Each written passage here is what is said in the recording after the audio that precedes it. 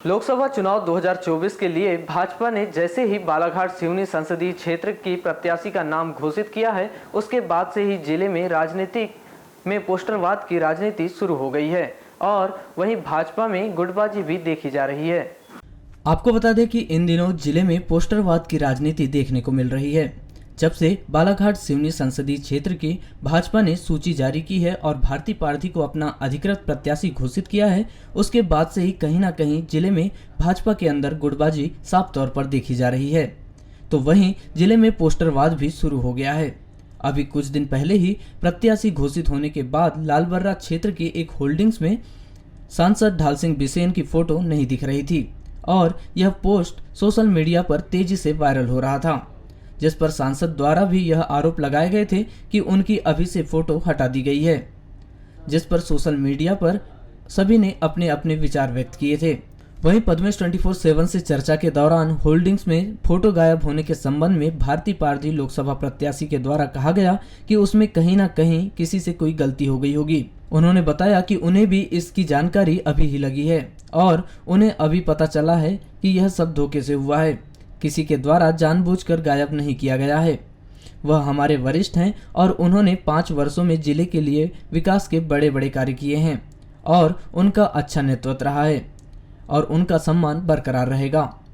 वहीं टिकट मिलने के बाद भाजपा के दूसरे गुट में गुटबाजी देखे जाने के संबंध में पूछे गए मीडिया द्वारा प्रश्न पर भारतीय पारधी ने कहा, यदि भाजपा में गुटबाजी होती तो भारतीय पारधी प्रत्याशी नहीं बनती। उन्होंने बताया कि भारतीय पारधी को प्रत्याशी बनाकर सभी ने अपनाया है और इसमें सभी का सहयोग रहा है, तभी तो इतनी बड़ी जिम्मेदारी मिली है।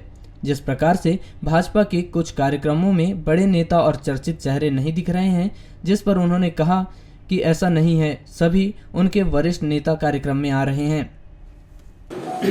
जैसे हमारे सांसद जी, सम्मानित सांसद जी का जो आप जो बोल रहे फोटो गायब है, उन्होंने बहुत बड़ा दिल करके सब कुछ किया है। हो सकता है किसी से गलती हो गई होगी, जिसमें आप जो फेसबुक पे मुझे भी किसी ने अभी बताया, अभी भी पता लगा है, कभी हो जाता है, धोखे से हो गया होगा। ऐसे कोई गायब हमारे वरिष्ठ है, वो इस जिले में उन्होंने अच्छा नेतृत्व किया है, दोनों सिवनी और बालाघाट का, तो उनका सम्मान बरकरार है। आप निश्चित रहिए, जाता है कई बार गलती हो जाती है कुछ। गुटबाजी भी दिखाई दे रही है यहाँ पे, कुछ बीजेपी का दूसरा जो गुट है वो आपके कार्यक्रम में दिखाई नहीं दे रहा है, कुछ नाराजगी भी दिख रही है, उसको कैसे मेंटेन करेंगे? देखिए, मैं कहना चाहती हूँ, गुटबाजी यदि अगर होती तो भारतीय पार्टी प्रत्याशी नहीं बनती।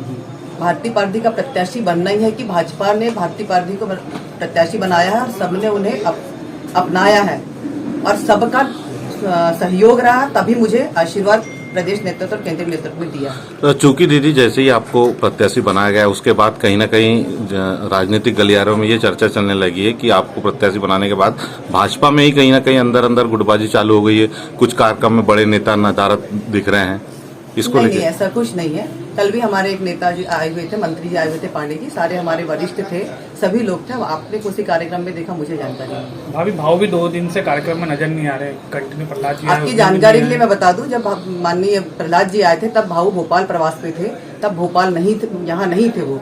अभी वो कल ही वो आए हुए हैं। आपकी जानकारी का अभाव है। पार्टी का पूरा सहयोग मिलेगा आपको? पूरा 1001% मिलेगा। मैंने पहले ही कहा, यदि अगर मुझे आशीर्वाद और सहयोग नहीं रहता तो मैं यहाँ की प्रत्याशी नहीं बनती। या कुछ अगर रूठते हैं तो आप कैसे मनाएंगे? कोई नहीं रूठता भैया, कोई नहीं रूठता। मैंने पहले ही कहा कि मुझ जैसी छोटी सी कार्यकर्ता को, एक पार्षद को पार्टी ने टिकट दी है तो हमारे वरिष्ठों का सम्मान और वरिष्ठों से चर्चा करके ही दी होगी, ऐसे नहीं दे दी। Thank you.